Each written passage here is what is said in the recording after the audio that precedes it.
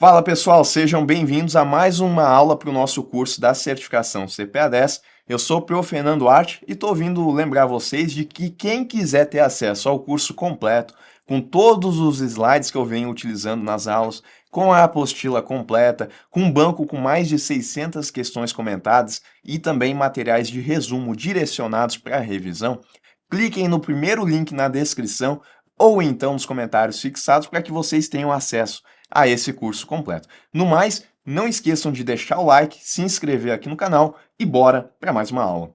O PIB, olha a definição dele, tá? Olha como é que ele é formado. Ele é a soma de todos os bens e serviços finais que foram produzidos em uma economia durante certo período, em um padrão de moeda e a valor de mercado, preço final de venda. Então vamos lá, vamos explicar isso. O PIB, ele vai somar todos os bens que são produzidos no nosso país.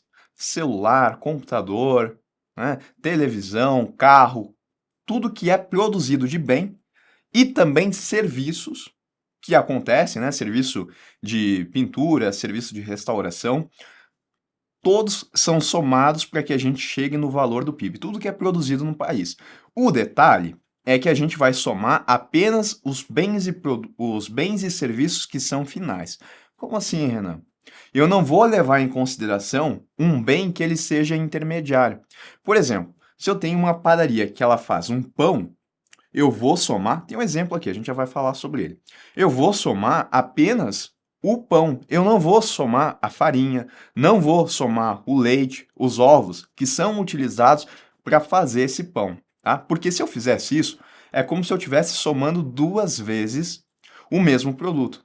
Eu estou somando o pão, que foi o resultado, mas também estou somando os intermediários. Não, eu vou somar só os bens e produtos finais, aqueles que não, dali em diante, eles não vão ser mais utilizados para algum outro produto, para fabricação de algum outro produto.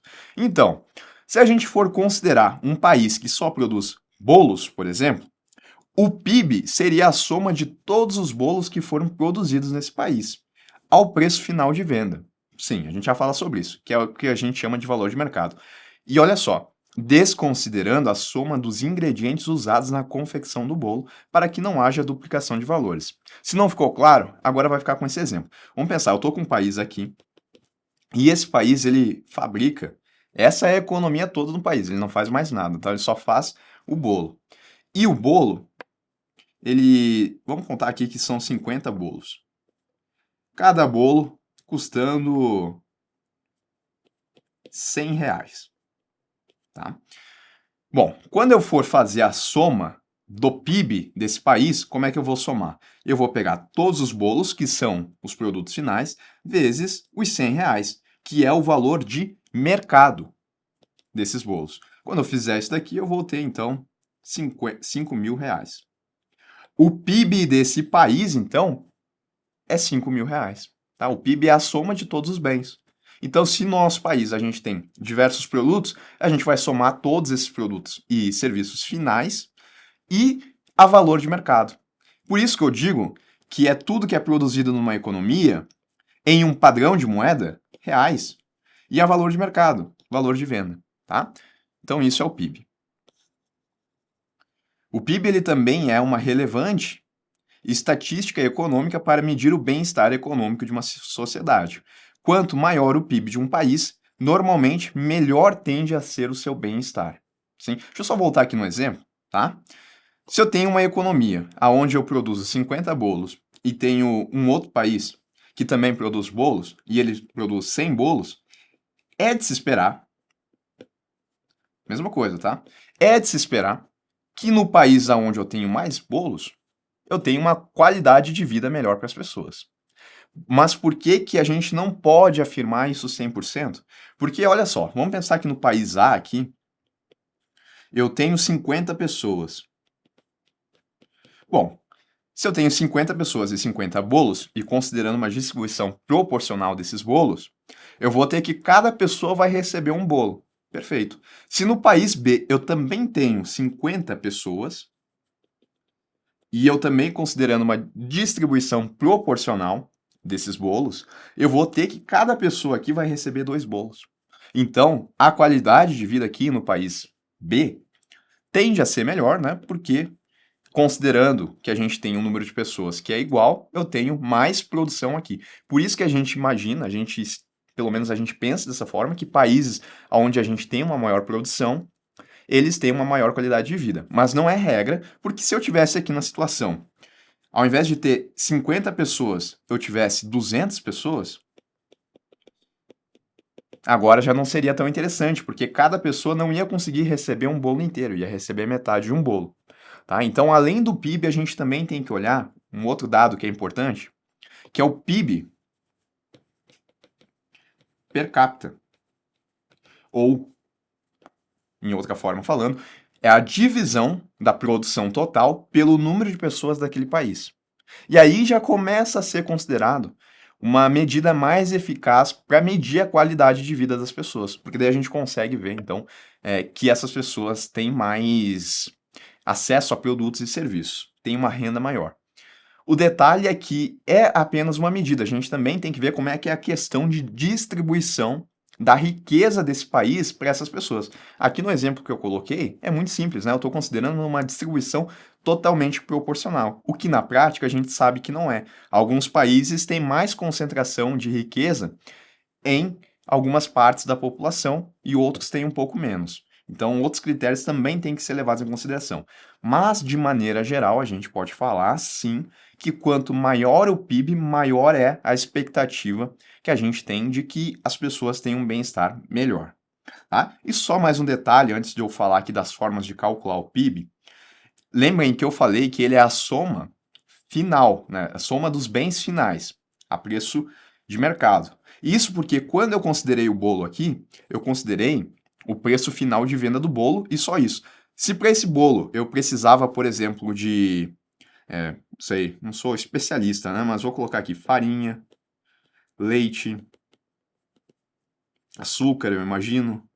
Tá? Se eu for somar aqui, vamos supor que a farinha ela custou aí R$ 30, o leite ele custou 10 e o açúcar custou mais 10, tá? Em relação a esse bolo. Se eu fosse somar tudo, eu somaria 30 mais 10, 40 mais 10, 50 e mais o preço do bolo. Eu ia somar 150. Mas percebam que esses produtos aqui, eles já foram utilizados no bolo. Então não faz sentido eu somar aqui, porque no preço do bolo de R$ 100 eu já estou considerando isso daqui como custo. Tá? É isso que eu quero dizer com somar os bens e produtos finais. Bom, o PIB ele pode ser calculado de três formas diferentes, através da ótica da despesa, da ótica da renda e da ótica da oferta. Vamos lá. A ótica da despesa, também chamada de ótica da demanda, é a forma mais conhecida de calcular o PIB. Ela utiliza a seguinte equação para determinar o valor do PIB. Essa é a equação, tá? Eu vou somar então o consumo das pessoas, os investimentos que acontecem no país, os gastos do governo e também vou somar a balança comercial, onde eu tenho exportações menos importações.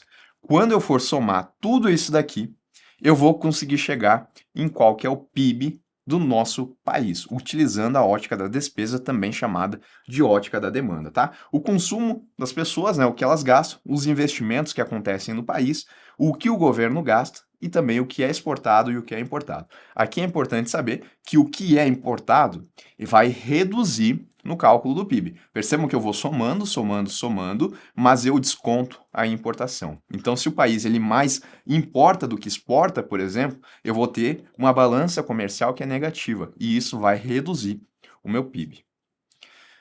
Pela ótica da renda, se antes estávamos considerando as despesas, agora a gente considera a soma de toda a remuneração paga aos fatores de produção envolvidos no processo de gerar o produto de uma economia. Bom, vamos lá. Antes da gente falar da remuneração, vamos falar dos fatores de produção. São os elementos fundamentais ao processo produtivo de um bem. Então, os principais fatores de produção são a terra, o trabalho e o capital. Tá? Para a gente conseguir produzir, a gente precisa de terra, a gente precisa do trabalho das pessoas e a gente precisa do capital, que são os investimentos. Quando eu falo terra, eu estou falando do espaço, tá? Não estou falando da terra propriamente dita, eu estou falando do espaço que vai ser ocupado. A remuneração desses fatores de produção, também conhecido como excedente operacional bruto, EOB, consiste em salários, juros, aluguéis e lucros. Então, para os fatores de remuneração, por exemplo, né, para a terra, para o espaço onde vai ser produzido, é cobrado o quê? É cobrado aluguel, né? Para as pessoas, a força de trabalho, as pessoas que vão trabalhar, o que é que elas recebem para trabalhar? Elas recebem salários. O capital, qual que vai ser a forma de remuneração do capital? Juros, lucros, tá? Então, esses são os fatores de produção, ou melhor, essas são as remunerações dos fatores de produção.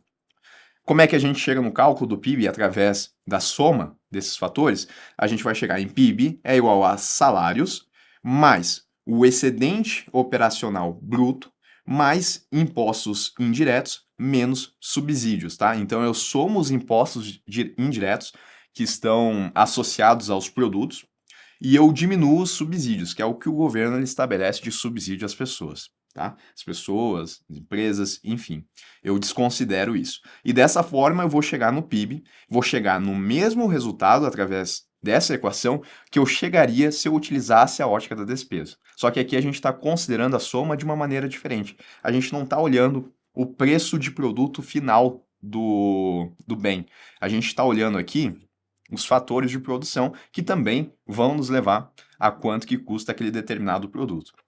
Ótica da oferta, mais uma forma, tá? Aqui o cálculo é feito a partir dos agregados líquidos da produção de todos os setores da economia. Quais são esses setores? Eu tenho a indústria, a agropecuária, serviços, entre outros. E lembrando que eu vou somar os agregados líquidos, tá? O valor adicionado mede o valor criado por um agente econômico, ou seja, é a diferença do valor dos insumos comprados e o valor final de venda de um produto. Eu vou somar o valor adicionado bruto, vou somar, quando eu coloco esse símbolo aqui, é porque é somatório, tá? Então eu vou somar o valor adicionado bruto de todos os produtos, mais impostos indiretos, menos subsídios, tá? Então, no caso ali, né? Se os insumos. Eu apaguei aqui? Apaguei. No exemplo lá do bolo, né? Se eu tinha aqui os insumos para fazer aquele bolo, eles davam R$ 50, que era a soma da farinha, do leite e do açúcar, e o bolo ele custava R$ 100, significa que o meu valor adicionado aqui foi de R$ 50, que essa é a diferença entre o valor final de venda de um produto e o valor dos insumos comprados, que foi R$ 50. Se eu somar, então, apenas o valor adicionado bruto de todos os produtos que estão aqui no nosso país, mais os impostos indiretos, menos os subsídios, eu também vou chegar em uma outra forma de um outro valor para o PIB. Um outro valor não, né? Vai ser o mesmo valor para o PIB, mas é uma outra forma de chegar nesse valor.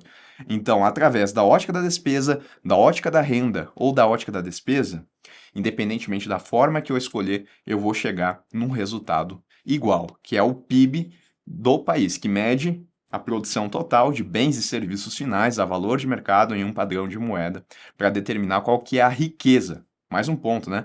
Eu falei algumas vezes riqueza, mas eu não fiz associação aqui. Quando eu falo de PIB, eu posso também usar como sinônimo, que é a riqueza do país. Renan, o PIB é a melhor ferramenta para eu para eu afirmar que um país ele tem maior ou menor qualidade de vida? Eu falei que em geral a gente diz que sim, mas na verdade a gente sabe que tem que considerar outros fatores. Então não dá para afirmar que é. A gente tem que levar em conta outros fatores. Bom, dentro dessa ideia ainda de indicadores econômicos, agora a gente vai ver os indicadores de inflação, tá? Assim como o PIB é um termômetro importante da economia de um país, há também os índices de avaliação de evolução de preços dos bens e serviços em geral que são igualmente importantes, tá? Então a inflação, a gente sabe, é a soma, ou melhor, é o aumento generalizado no preço de bens e serviços, e é importante a gente ver quanto que foi esse aumento, saber utilizar de alguma medida para saber quanto que foi esse aumento. E esses índices de inflação, eles são responsáveis por isso. Eu tenho o IPCA, por exemplo, que ele é divulgado pelo IBGE e ele é utilizado como índice oficial de inflação pelo Banco Central, que o considera para a tomada de decisões na política monetária. O Banco Central ele não é responsável por entregar a meta de inflação ou melhor, entregar a inflação dentro da meta de inflação que foi definida pelo Conselho Monetário Nacional? Sim. E essa meta de inflação, ela é um percentual, não é? É. E é utilizando o IPCA, porque ele é o índice oficial de inflação utilizado aqui no nosso país.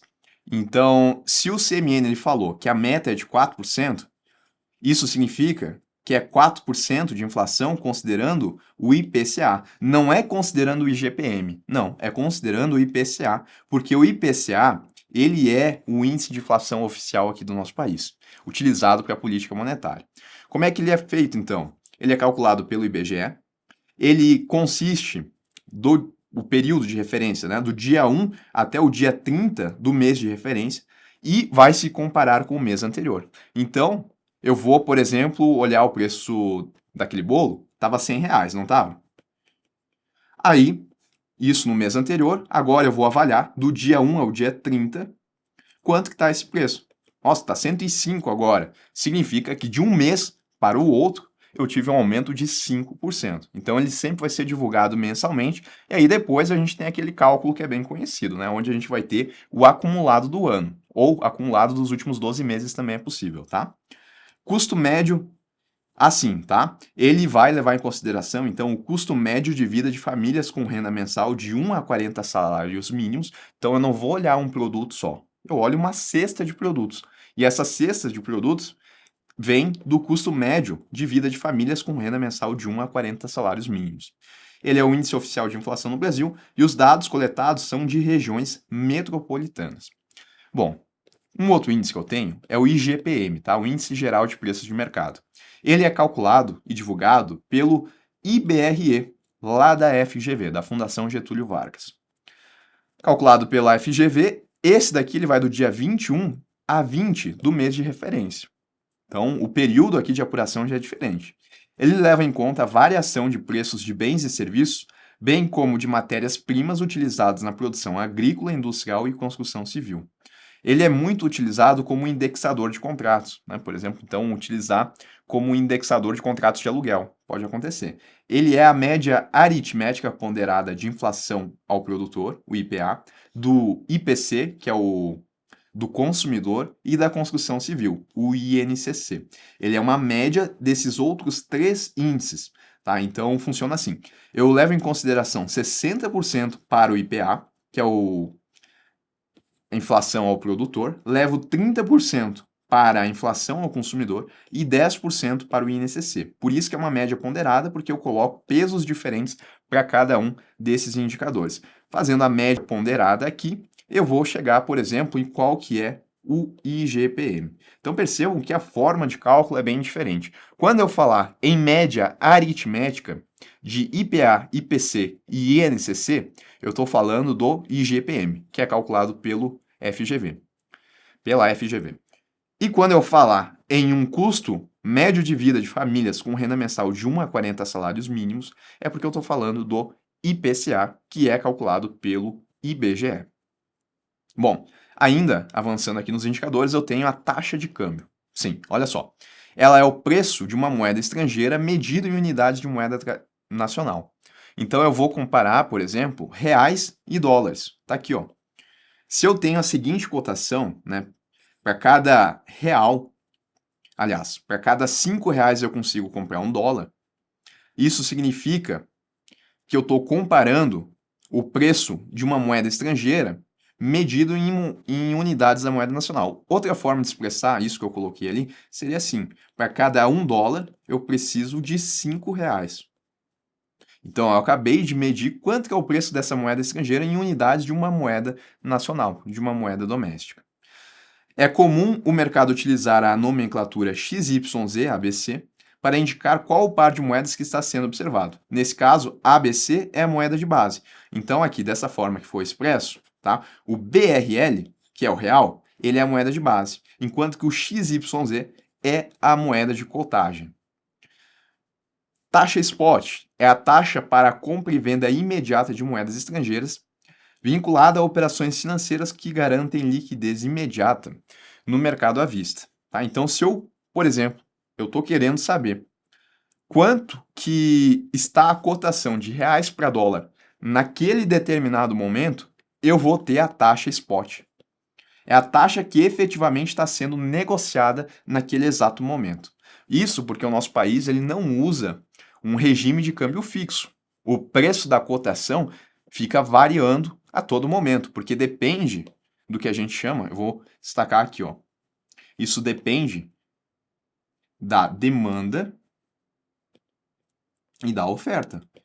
Se mais pessoas estiverem querendo comprar dólares, o preço do dólar ele vai diminuir. E eu vou ter uma valorização cambial. Eu posso sair aqui da situação A e ir para a situação B, por exemplo, se eu estou com a demanda mais aquecida por dólar.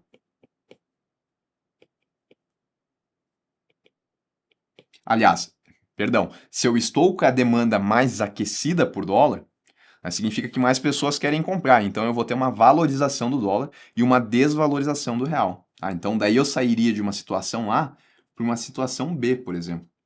Aqui o dólar ele está mais caro do que aqui. Agora, pelo contrário, se eu tenho mais oferta de dólares do que pessoas querendo comprar, aí eu vou ter uma queda no preço do dólar, tá? Daí eu saio de uma situação A, tal como eu expressei aqui, para uma situação B, aonde eu vou ter uma valorização da moeda local, do real, né? Então, sair, por exemplo, aqui da situação A para a situação B. E isso depende, né? A toda hora vai mudando aí as compras e vendas. E se eu for comprar em um determinado momento, eu vou olhar a taxa spot, porque ela é a taxa de compra e venda imediata das moedas estrangeiras. Eu ainda tenho a taxa Pitax, que é uma taxa de referência, tá? Ela é a média das cotações do dólar realizadas no mercado em um dia. Ela é calculada pelo Banco Central por metodologia própria, com base em 4 janelas de consulta ao longo do dia. Como é que funciona? O Banco Central, então, ele vai fazer uma consulta de quais os valores que estão sendo praticados em 4 diferentes janelas. E, com base nisso, ele vai falar qual que é a taxa Pitax. A gente já vai ver como é que funciona esse cálculo. Então, a taxa Pitax ela é uma referência só. Porque se eu for comprar no mercado, não necessariamente eu vou comprar com o valor da taxa Pitax. Ou se eu for vender, se eu for comprar, não importa. Né? Porque ela é só uma taxa de referência. Na verdade, eu vou depender da taxa spot, porque é o que está sendo praticado naquele momento. Quer ver? Cada instituição informa ao Banco Central o valor de compra e de venda do dólar que está praticando no momento. Dos valores recebidos de todas as instituições, o Banco Central lhe descarta as duas maiores e as duas menores. Com base nos valores que sobram, ele calcula uma taxa de média simples. Tá? Então, ele vai fazer as consultas aqui. A primeira consulta acontece entre as 10 e 10 da manhã. Entre as 10 e 10 e 10 da manhã. Todas as instituições financeiras vão colocar, então, quais as taxas que estão sendo praticadas. Aí o Banco Central ele vai receber, né? Vai receber aqui da primeira, da segunda, terceira, quarta, quinta, sexta, sétima. Ele vai pegar os dois menores valores, vai eliminar, e os dois maiores ele vai eliminar também. E a partir do restante aqui ele vai fazer uma média para estabelecer o preço. Se dessa média aqui, por exemplo, ficou estabelecido que $1 está igual a R$ 4, ele vai colocar aqui, né, que esse foi o resultado da primeira janela. Então aqui, R$ 1, perdão, R$ 4. Ficou faltando espaço, mas essa é a ideia. Ele vai fazer isso para cada uma das janelas, tá? Então aqui ele também vai receber, entre as 11 e 11h10, ele vai receber de várias instituições financeiras quais são as taxas que estão sendo praticadas, vai calcular a média depois de descartar as duas menores e as duas maiores e vai colocar uma média aqui.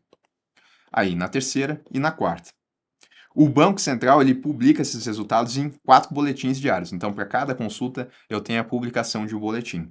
Ao final do dia, de posse desses 4 resultados aqui, que já são uma média de outros resultados, né? É feita ainda mais uma média entre eles. E dessa média que é feita entre esses 4 valores aqui, aí a gente tem a taxa Pitax. Vamos supor que dessa média aqui ficou apurado que $1 está custando R$ 13,95. E aí a gente tem a publicação, então, do último boletim. Bom, é como eu falei, Essa é uma taxa de referência, significa que naquele dia, na média, as operações elas aconteceram dessa forma. Mas se no dia seguinte eu for comprar dólares, não necessariamente eu vou encontrar esse preço de referência. Eu vou depender da taxa spot naquele momento. Pode ser que quando eu for comprar, pode ser que seja dessa forma aqui. 13,97, por exemplo. Essa é a taxa spot, que é a taxa que está sendo usada naquele momento. É uma taxa imediata, tá bom? Taxa TACS é uma taxa de referência que vai mostrar qual que foi a média de negociação em um determinado dia. Bom, eu tenho também outras duas taxas aqui que são importantes indicadores. A taxa Selic Over e a taxa DI. A taxa Selic, ela é a taxa média das operações de financiamento de um dia, que são operações compromissadas e que são lastreadas em títulos públicos federais, realizados no Selic. E quando eu falo Selic aqui, eu estou falando do Selic Clearing House, tá? Não do Selic Meta, por exemplo. Não, estou falando da Clearing House, do Sistema de Liquidação e Compensação de Títulos Públicos. É uma taxa média dessas operações que acontecem entre instituições financeiras, que são operações compromissadas e que têm o lastro em títulos públicos, ponderadas pelo volume dessas operações. Então eu tenho aqui o que eu chamo de mercado interbancário, porque eu tenho negociação acontecendo entre uma instituição financeira e uma outra instituição financeira. Essa instituição financeira aqui, ela está fazendo, as duas estão fazendo a chamada intermediação financeira, que é captar dinheiro daquelas pessoas que têm dinheiro sobrando e emprestar para aquelas que estão precisando. Pode ser que em um determinado dia essa instituição financeira ela esteja no negativo, ela está mais emprestando do que ela está captando. Só que o Banco Central determina que ela não pode fechar o caixa no negativo. E para conseguir resolver essa situação, ela precisa pegar dinheiro emprestado. Geralmente, quando elas precisam de dinheiro emprestado, o que elas fazem? As instituições financeiras procuram outras instituições financeiras para conseguir esse dinheiro emprestado. Uma das formas de se fazer isso é através de operações compromissadas, aonde a instituição financeira ela vende um título público federal a essa outra instituição financeira e por vender esse título, ela recebe um tanto de dinheiro, não é? E esse dinheiro aqui, ele vai ser devolvido, na verdade o dinheiro não, né? O título, ele vai ser devolvido por essa instituição financeira no dia seguinte, porque existe esse compromisso da instituição financeira que vendeu o título, dela recomprar esse título aqui. Por isso que é uma operação compromissada e é uma operação que tem esse lastro em títulos públicos federais. Bom, da média de todas essas operações que acontecem em um determinado dia no mercado interbancário, nasce a taxa Selic Over, que é a média do que está sendo cobrado aqui de juros. Ela é a média das operações com títulos públicos no mercado interbancário. É a referência para os demais juros. É a taxa média cobrada em negociações com títulos públicos e ela é divulgada diariamente às 9 horas da manhã. Tá? Então, a Selic Over é isso. Lembrando que o Copom, que é o Comitê de Política Monetária do Banco Central, ele determina a meta da taxa Selic. Ou seja, ele determina a meta para essa taxa. Se ele determinou que a meta é de 10% ao ano, ele vai ter que olhar quanto que está sendo praticado em um determinado dia, por exemplo. Vamos supor que a média apurada aqui foi de 9,50%. Essa foi a média da taxa Selic Over apurada em um determinado dia. A meta que foi definida pelo Copom é de 10%. E na prática está sendo apurado que a taxa Selic Over é de 9,50. Então aqui o Banco Central ele vai ter que tomar algumas atitudes no sentido de aproximar a taxa Selic Over da meta que foi definida pelo Comitê de Política Monetária. Tá? Do outro lado eu tenho aqui a taxa DI, que é a média das taxas de juros cobradas entre instituições do mercado interbancário nas operações de emissão de depósito interbancário pré-fixados, com prazo de um dia útil, registradas e liquidadas na B3. A mesma história, tá? Eu também tenho uma instituição financeira que está precisando de dinheiro e ela vai ao mercado interbancário solicitar dinheiro emprestado para outra instituição financeira. O detalhe é que ela não vai utilizar título público federal, tá? Deixa eu apagar aqui. Ela vai usar um certificado de depósito interfinanceiro, que é um título que ela emite e com esse título ela capta dinheiro no mercado interbancário, tá? Por isso, emissão de depósitos interfinanceiros. Mesma coisa, a gente faz a média dessas operações que estão acontecendo entre instituições financeiras no mercado e daqui nasce a taxa DI. Tá, então, qual que é a diferença da taxa Selic Over para a taxa DI? Porque parece tudo igual, não é? A diferença é que na taxa Selic Over são aquelas operações que acontecem com títulos públicos federais e que são realizadas no Selic Clearing House. Lembrando que tem aqui o compromisso de recompra desses títulos no dia seguinte. Do outro lado aqui, eu tenho a taxa DI, que também é uma média das taxas que estão sendo cobradas no mercado interbancário, mas aquelas que envolvem a emissão de depósitos interfinanceiros, através da emissão de um certificado de depósito interfinanceiro, o CDI. Daqui nasce a taxa DI. Ela é a média das operações com títulos privados, porque isso daqui não é um título público, no mercado interbancário, muito utilizada no mercado financeiro como indexador de investimentos, tá? Então, muitos fundos de investimento, muitas CDBs, LCI, LCA, eles usam a taxa DI como referência, tá? Por exemplo, eu posso ter uma LCI que paga 80% do DI. Então, se o DI apurado em um determinado dia, aqui a gente vai considerar um mês, tá? Mas só para entender a lógica. Se o DI apurado ele foi de 8%, isso significa que a minha LCI vai estar pagando 6,4%, se eu não errei na conta aqui, 6,4% de remuneração. Isso aqui é o ano, né? Isso daqui é o ano. Porque eu calculo 80% do DI e o DI ele está resultando em 8%. É uma taxa muito utilizada para isso, para referência em produtos de investimento. E uma última taxa aqui que é importante a gente saber, até vou deixar aqui, né? Aí, é a taxa referencial. Ela é a taxa de juros referência, utilizada principalmente no cálculo do saldo devedor de financiamentos imobiliários. Então, a pessoa foi lá na instituição financeira, contratou um financiamento imobiliário.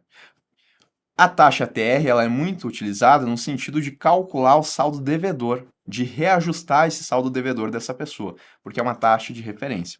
Também é utilizada na remuneração da caderneta de poupança. A poupança ela segue uma regra assim: quando a taxa Selic ela está acima de 8,50%, a poupança ela vai pagar 0,5% ao mês de juros mais a TR. Quando a poupança está, quando a Selic, a meta da Selic está abaixo ou igual a 8,50% ao ano, a poupança ela paga 70% da Selic,